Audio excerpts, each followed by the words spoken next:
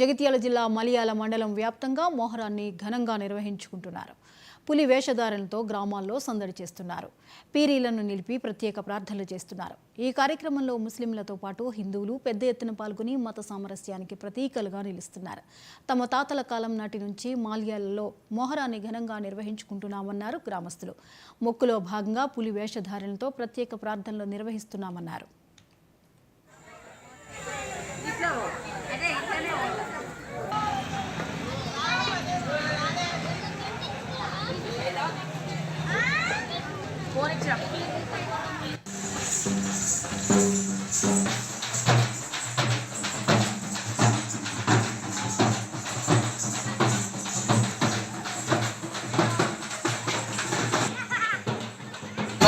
మేము గుట్టకు మంది నుంచి తాతల నాటి వస్తున్న పండుగ పీర్ల పండుగ. ఆ దేవుని దేవల నేను మండ్యాల వాసిని ఆర్ఎంపీ డాక్టర్లు ప్రజాసేవకు అంకితభావంతో సర్వ నిర్ధారణ ఆదేశాలు